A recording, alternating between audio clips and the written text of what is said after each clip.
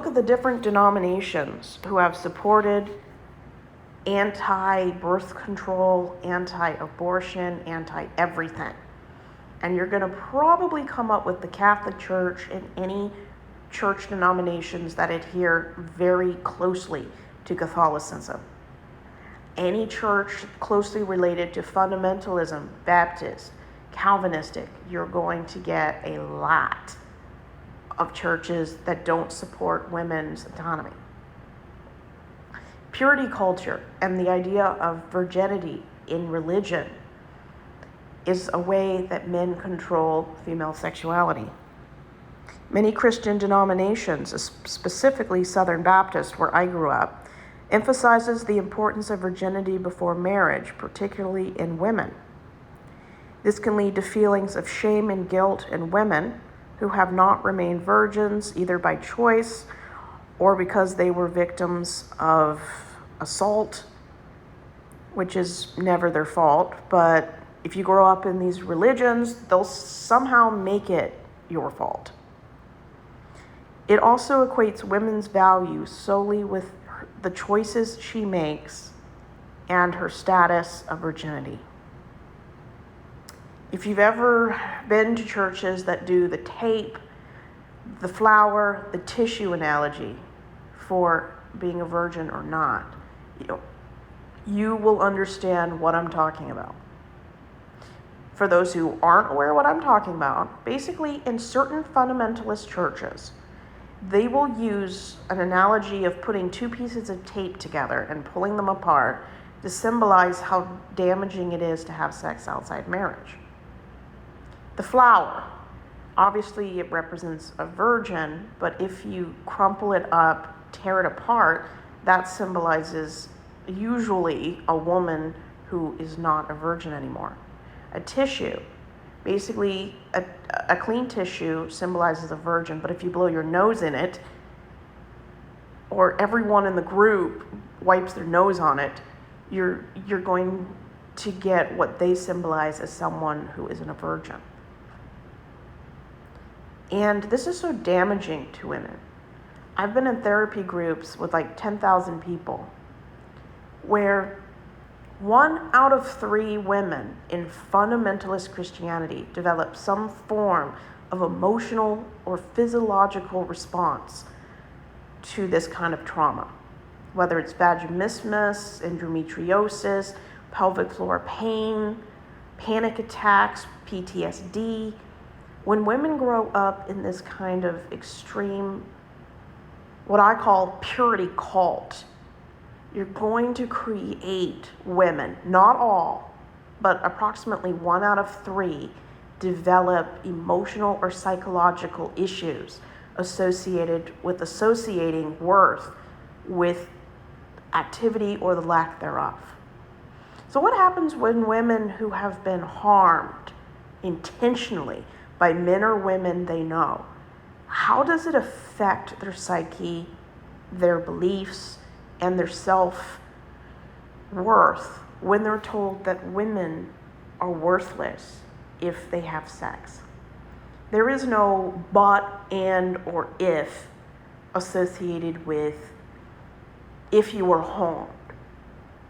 They don't talk about consent. As long as you're no longer a virgin, you're garbage. And this is why it's so harmful. And this is why I saw on YouTube once, purity culture is the same thing as RAPE culture. Because purity culture creates an environment where women are seen as pieces of meat. And it doesn't matter how someone eats it. As long as someone touches it, you're worthless. The problem is they don't tell people, especially women who are much more vulnerable than men, that there are exceptions to the rule. There are no caveats in fundamentalist Christianity. You're either a virgin or you're not. It doesn't matter how you lost it. You lost it. There's little to no support for women or even boys that have been targeted by people they know. And this creates an environment where victims and survivors don't speak up because of the intense purity worship.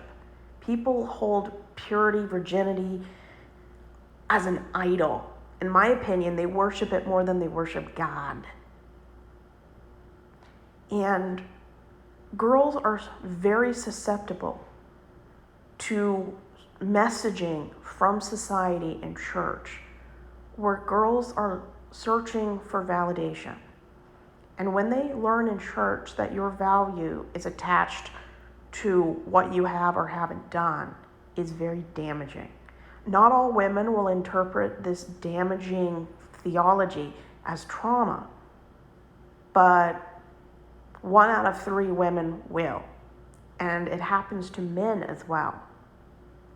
Some men struggle their whole life being told that what is normal and natural is wicked. And telling women especially that sex is for procreation, which is a very historical Christian belief, is damaging.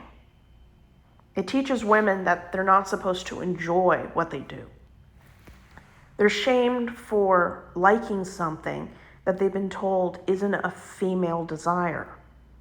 If you've been in churches where they did not villainize, they didn't control, and they didn't shame women for behaving just like men do, that is a great thing. But for the top 3 denominations in Christianity, it's not a consistent case.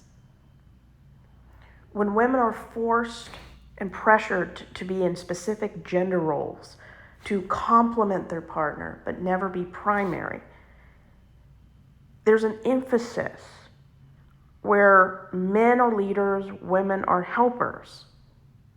This can extend all the way into sexuality, where women's desires are overlooked, downplayed, ignored, or villainized. When women are taught to be responders and not initiators, you're creating what I call a compliant sexual dynamic, where women don't feel equal. They don't feel heard or respected. I think it's one of the biggest killers of libido. Why women between 30 and 50 have such low sex drives. I think one of the biggest reasons, not the primary, but a very common reason, is their desires, their expectations have been so downplayed, ignored, or avoided. They just don't want to do it anymore. It's what I call being taken for granted. And it's not always an insidious, intentional thing. Some guys out there, raised or not raised in church, don't have a clue. And when you're raised in an environment where women are told to be silent, obey, and never create drama, it's hard for women to speak up about what they want. And that's even if they know what they want, because if you grow up in fundamentalist environments, you're lucky to get any education when it comes to anatomy, kinesiology, sexual education, and it's usually not fact-based, because less than half of the U.S. states are required by law